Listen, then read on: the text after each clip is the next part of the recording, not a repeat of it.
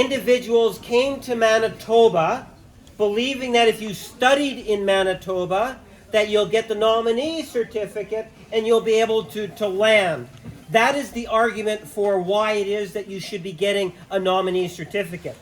The province has a lot of pressure on being able to, they have a limited number of nominee certificates. So they're trying to say, well, who do we give them to because we have too many people applying.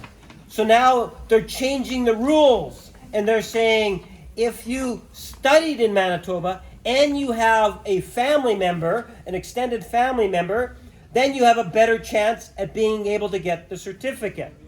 We're very much aware there's two situations. One situation is like the other gentleman that studied in a different province, then came to Manitoba. Then there's the other situation where they only come to Manitoba, but they didn't have family. What about that person? We understand that. People like Cindy will look at what we can do to apply pressure to be fair to those individuals that came to Manitoba in good faith. Okay? That's a separate argument. The best thing you can do for that is, and that should be universal, whether you have kin here or you don't. It's a sense of fairness. Maybe we do a petition on that issue to put pressure on the government to recognize that if you're good enough to study in Manitoba, and Manitoba alone, you should be getting a higher priority for the certificates, right? Suffice to say, we do not control when the draws are going to be made. That's the province that makes that determination. What you need to do, and what you're doing by being here tonight, is you're providing Cindy valuable information, and you're providing me valuable information to ensure that Cindy and I together in our respective areas can try to get as many of you to be able to stay here as we can to improve the system. Okay, I said it was you. There's quite a few hands, so we'll go here, here, and then there. And then we'll start going this side. Okay, my question is almost like it's related to us. Yeah. We've been here like since we arrived in Canada. We studied here. We have a full-time employment. We've worked for more than 6 months. But most nominations are going to just people with family ties. Then when it comes to international, like the skilled workers in Manitoba, when it comes to like people who studied here, the points are extremely high. So I'm like sitting on 750 as of now. I can't get a nomination. Did you just study here in Manitoba only? Yeah, and I've worked here. Yeah. I'm working with Dr. H here Yeah. for more than 6 months now. Okay, so what the gentleman just finished saying is just reinforcing the previous question. And I think the best thing that I can tell you on that is that I've been a parliamentarian for over 30 years. Cindy wasn't even born when I was an MLA. No. So Cindy is very much familiar with how important immigration is to the province of Manitoba. We both love and care about immigration policy. We understand the benefits for Canada, Manitoba, and Winnipeg. We're going to do what we can to advocate for fairness in the system. We cannot guarantee any one individual. What's important is we understand your situations. I can assure you, I do fully understand it, and we will advocate for a high sense of fairness. That much I can guarantee. And that's why in filling out these forms, you're enabling Cindy and me to be able to continue to be passionate about the issues that you're talking about. And hopefully it will have an impact, that we'll see the draws earlier, and that we'll see that those points get recognized to the degree in which you can get a certificate or through a different stream. But we can't guarantee it. We just got so many questions. Yeah. So my question was like, if Canada had a target, like they want this much population in Canada, they want to increase the population. So it was obvious that if more people will come, they will have to increase the limit of PNP nominee certificates. The certificates in every province are still very low. If we compare the ratio, if you are inviting more people, it just makes sense that you will have to increase that number because people won't qualify, and it's coming from a developing nation. Even like $20,000 is like my parents' life savings. Right. it's the money we make in 10 years. So what I'm going to do, because I understand the question fully, what I'm going to do is that if there's any other specific questions in regards to what I said, great. This is a policy question, and I can tell you in a nutshell, there's a break in the link.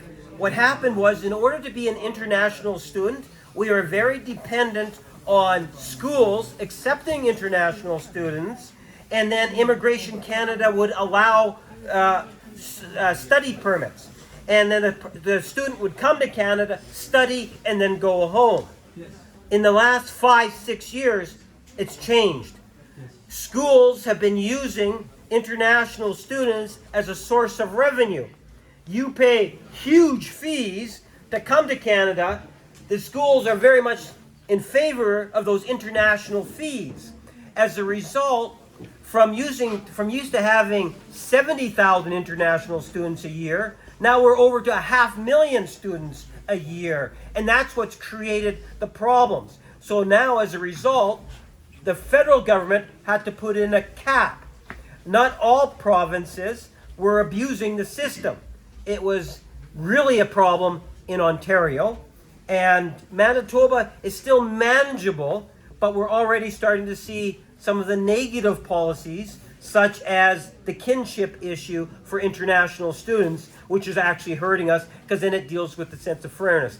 But again, that's a policy issue, and what I want to do is, if there's other questions related to your specific files. Little request, Yeah. because We can go to hopefully you. even if Me. we get a solution for this, there are many people whose work permits will expire in that intervening solution. Okay. I just hope that those people will be considered when we. My question is also related to his question.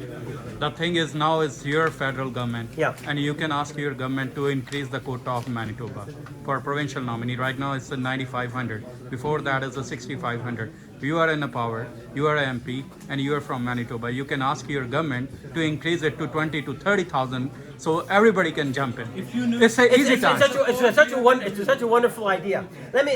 But it's not going to happen. And let me explain why. Canada will get 500,000 immigrants coming this year. Okay, out of that 500,000 immigrants, there will be like 60,000 that'll come under the family reunification, marriages, adoptions, sponsoring parents, and so forth. Then there's going to be the entrepreneur programs. There's many different streams that fill up that 500,000.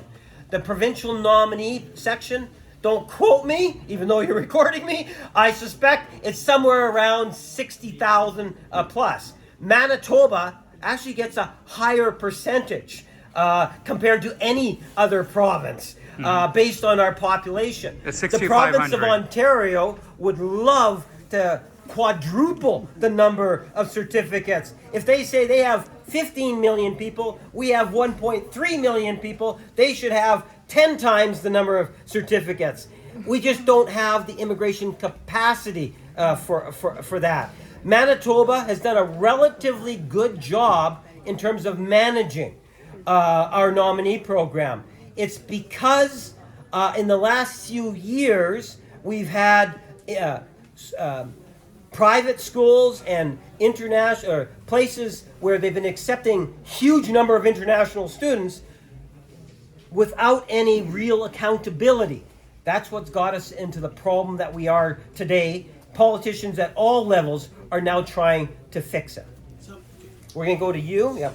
So you have addressed the international students who have, studied in Manitoba, but there are foreign workers who have landed directly to Manitoba with their families, their, kids going to school, so and their score quite high, and they have the capabilities that they got a foreign job here. So for them, what kind of support can you? Well, and that's why I say out of the 500,000 people, there's a percentage that goes into different areas. One of them is the worker experience, right? So if you meet certain experience in terms of time spent, and depending on the type of job it is, you can qualify for work experience. Also, different provinces, and that's why I said to the one gentleman, don't limit yourself just to the province I love Manitoba. I'd love to see everyone